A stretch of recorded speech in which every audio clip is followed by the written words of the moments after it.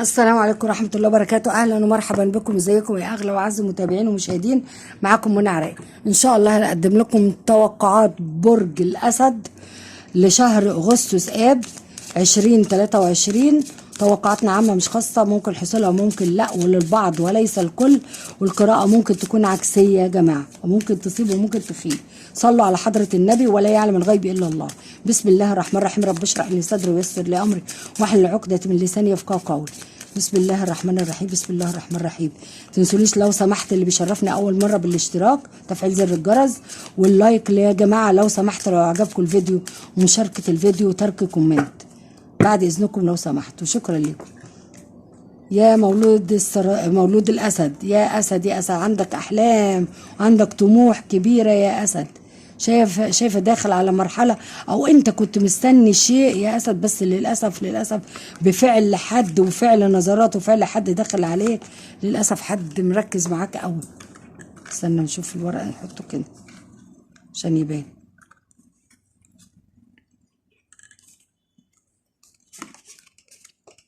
ان شاء الله في عندك نجوميه، في شهره يا اسد، في عندك فك من كل القيود، رغم الجامعه مع حبيب، رغم الافعى اللي عماله بصالك. ان شاء الله. اللهم صل على النبي. ما شاء الله عليك، ما شاء الله يا اسد، ما شاء الله.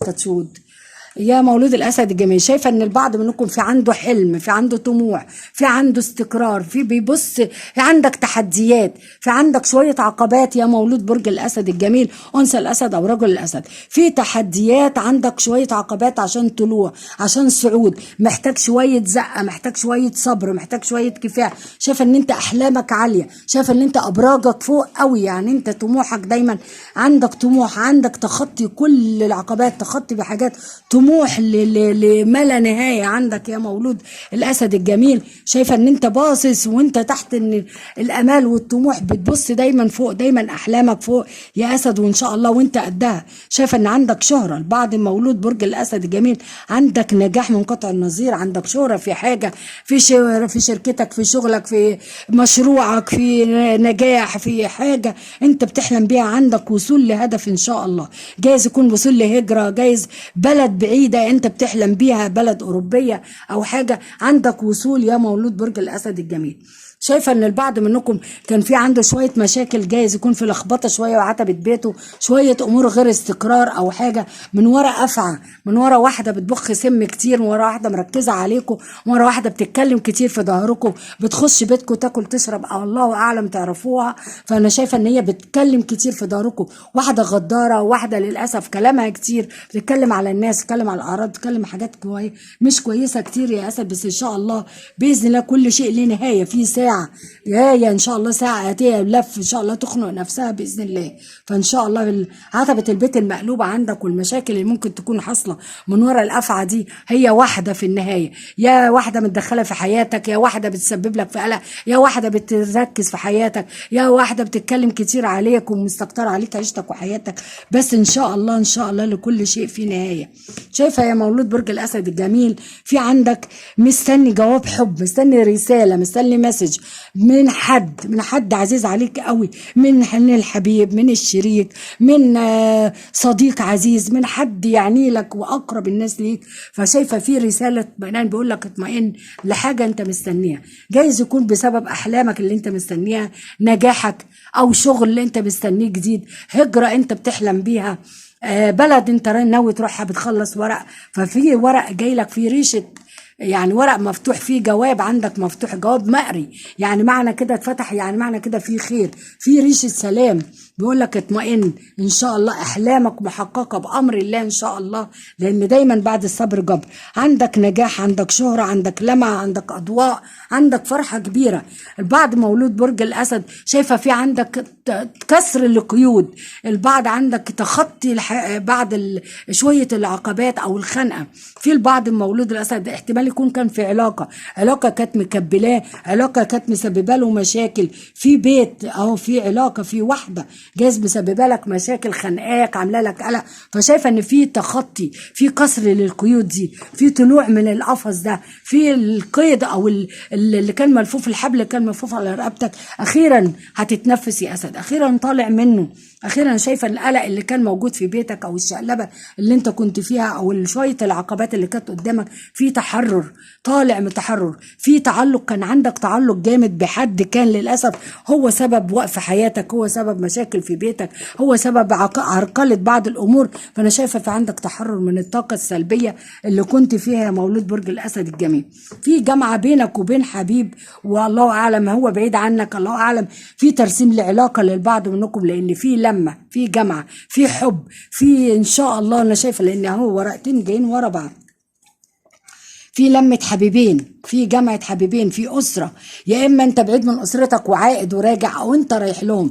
والبعض بيبحث عن ترسيم لعلاقة. في عندكم ترسيم فعلا، شايفة في عندكم ترسيم لعلاقات. شايفة البعض في عندك فرحة، أو في عندك لمة أسرة ولمة حضن أهل أو أصدقاء أو حبايب في بيتك، أو بتستعد للعزومة يا أسد.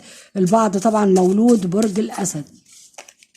الله عندك يا اسد ان شاء الله. شايفه في احلام، احلامك شويه متاخره يا اسد، بس ان شاء الله في عندك حصول عليها. في شويه امور انت يعني في عندك شويه يعني احلامك، شايفه طموحك هو عالي قوي. فانا في عندك في تعب عشان توصل للطموح ده، هي شويه متاخره لكن ان شاء الله في عندك وصول باذن الله. في عندك الورد ده يبقى معنا فيه افراح، معنا فيه لما، معنى في اعتذار، في اعتذار من حبيب، من شريك، من حضن، داخل على بيت جديد، داخل على فرحة، داخل على عتبة، داخل على مرحلة، داخل بتقدم فرحة، بتقدم شبكتك، بتقدم ترسيم لعلاقة. في عندك الورد، ورد حب، ورد الاحمر ده حب، علامة الحب والجامعة والاهل والاصدقاء والحبايب وفرحة ان شاء الله يا مولود برج الاسد. مفتاح العش الزوجية معاك يا اسد. البعض منكم يا اما داخل على بيت جديد معاه مفتاح جديد، المفتاح ممكن مفتاح سيارة، مفتاح بيت، بتشتري في ارض، داخل على عتبة جديدة. في عندك زواج وارتباط ان شاء الله اكيد للبعض طبعا اهو، فعلا زواج وارتباط، مقدم شبكه يا اسد. البعض منكم او البعض منكم دخل على مرحله جديده وفي جامعه بينه وبين حبيب. بس احذر، احذر من في عندك في تعبان او في واحده حيه بتحاول تلف وبتبخ سم وبتتكلم كتير في دارك وعليك. خد بالك من الناس اللي بتخش وتطلع، خد بالك من الكلام اللي ممكن يتقال في دارك، لان انت بتتكلم كتير عن احلامك، عن طموحك يا اسد. انت من النوع اللي انت بتفرح بنجاحاتك وبتفرح بطموحك وبتفرح بكل خطوه انت بتخطيها فبتحكي عليها. بس دايما انت محسود ودايما انت منظور ومن اقرب الناس واقرب الحبايب يا مولود برج الاسد، انثى او رجل.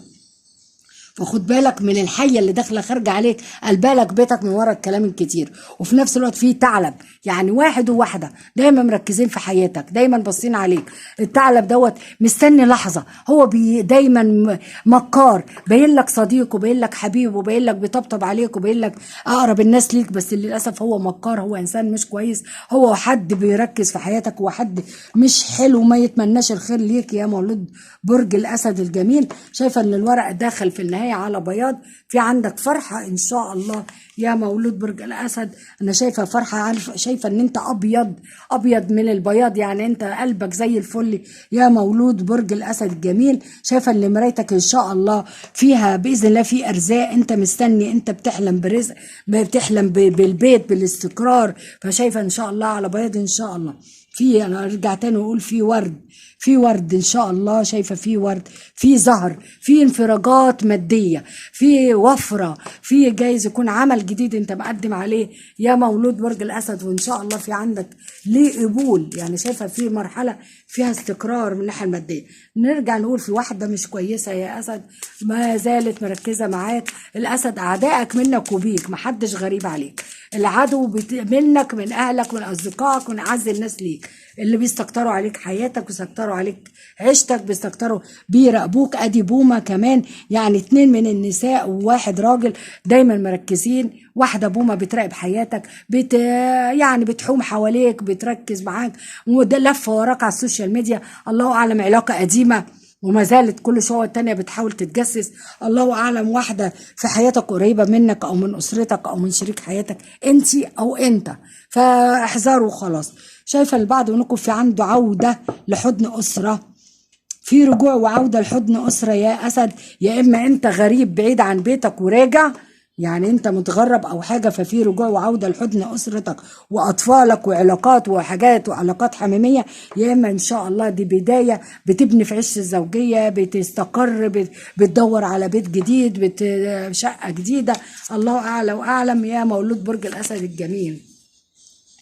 فاتك كتير ما بقى الا القليل، الساعة بتقترب وعقارب الساعة بتقترب من النجاح ان شاء الله يا مولود برج الاسد. وانا شايفه ان يعني خلاص كده الورقه كله قفل، ما فيش جديد. اللي شايفه فيه ورد، فيه افراح، فيه ان شاء الله استقرار. في البعض مستني ترسيم لعلاقه، البعض مستني سفر لبلد اوروبيه، او مستني هجره، او مستني في عنده طموح نجاح شركه جديده بيأسسها، ومستني ورق او ورق بيتمضي او حاجه. فانا شايفه ان اخيرا في مولود برج الاسد في عندك اخيرا، شايفه في حد اخيرا يا جايب لك رساله يا هيقول لك خبر، والخبر ده انا شايفاك انت كنت مستنيه في الوقت المناسب يا مولود برج الاسد. وكانك كنت في حاله وفي وضع، وكانك بتترنح، كانك فعلا من كتر النق والكلام اللي حواليك والامور اللي حواليك مسببه لك شويه هزه، عدم ثقه في اللي حواليك، مشكله حاصله لك، قلق حاصل لك في شغلك، وقف حال جايز من ورا الكلام الكتير. بس في رساله، والرساله دي جاي لك، او حد جاي لك من بره، او حد انت مستني منه كلمه.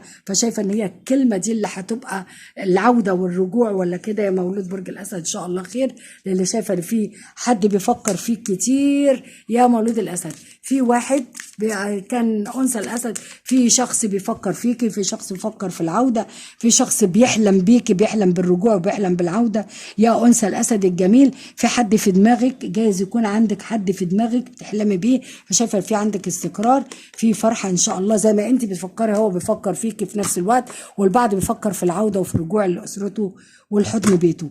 ودي كانت القراءه بتاعتك يا مولود برج الاسد الجميل. شكرا والسلام عليكم ورحمه الله.